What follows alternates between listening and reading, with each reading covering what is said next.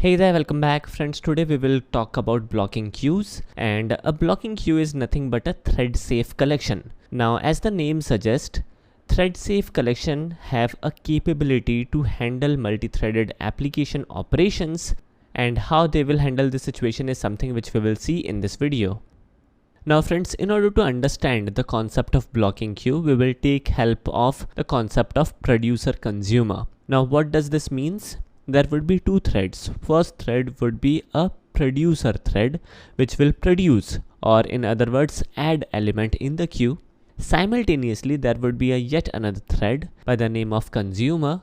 Now this thread, consumer thread, will consume the elements from the queue, and these two threads will work simultaneously. And as these two threads will work simultaneously on a same thread safe collection, which is the blocking queue collection, definitely something magical will happen. So let's check. For doing so, first of all we will add a new class by the name of producer.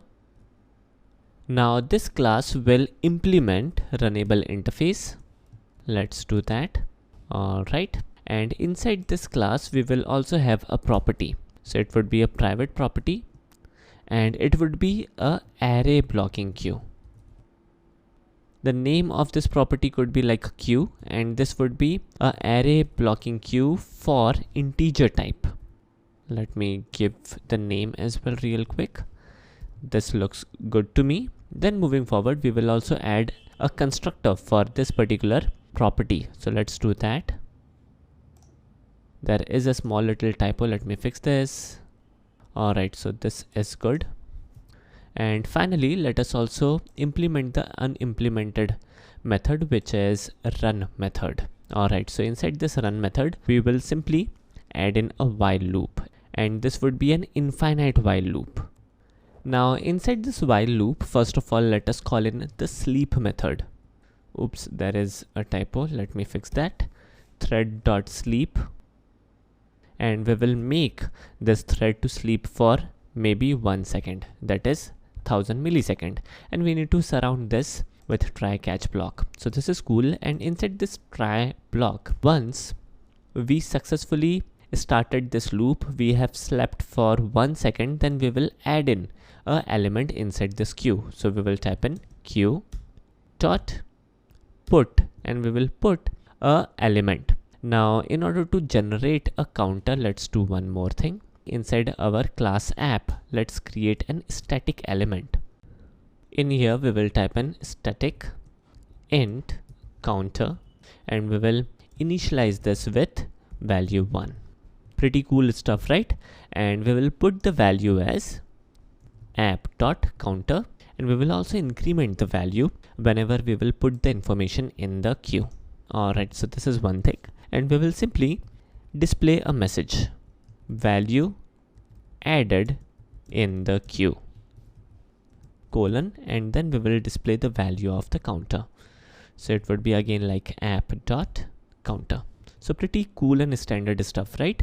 Alright, so now this array blocking queue was a reference, right? So we need to create an object of producer class, and before that we need to also create an array blocking queue. So let's do that. In here I will type in array blocking queue. It would be type of integer, name would be queue, equals new array blocking queue, and the capacity would be, for example, 10. So the maximum elements in the queue could be 10. And once it is done, then we need to create an object of producer class. So I will type in producer produce equals new producer, and we will pass in queue.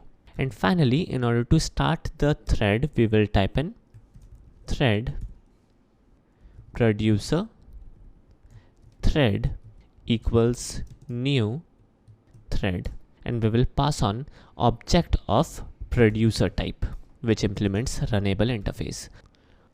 Now in here we will type in producer thread dot start. Alright, so this looks good. Moving forward, let us also initialize this count variable from 0 and not 1. Alright, so now as soon as I execute this program, something magical will happen. Let me show you. We are now adding a element every 1 second, which is cool, but as soon as it reaches the limit, which is 10, something magical will happen.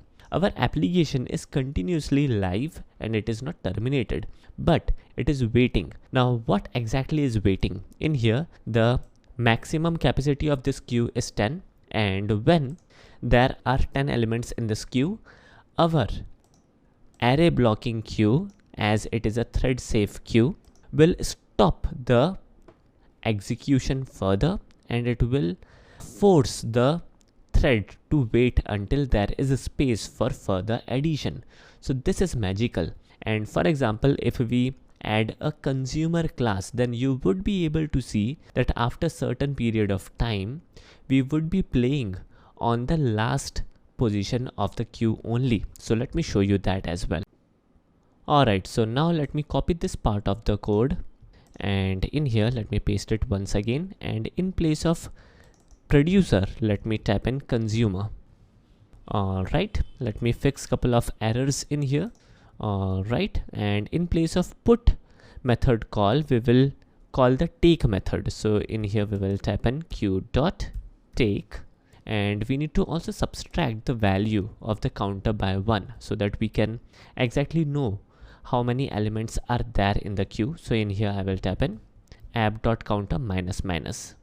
This looks good. And finally, let me modify this line of code a little. So in here I will type in value removed in the queue, and we will show the counter variable value. So this looks good. And then finally we need to, what we say, start the consumer thread as well. So let's do that. So I will type in consume equals new consumer, and we will pass the reference of queue only, which is the common array blocking queue which is shared in between both of these thread, which are producer and consumer, right? So moving forward, we need to also create a specific object of thread type. So in here I will type in consumer thread equals new thread, and we need to pass on the object of consumer type, and that would be it. And then finally let us start the thread. So I will type in consumer thread dot start. So this looks good, and everything seems to be good enough. Alright, so let me execute this program, and here we can see that the program is executing in sync.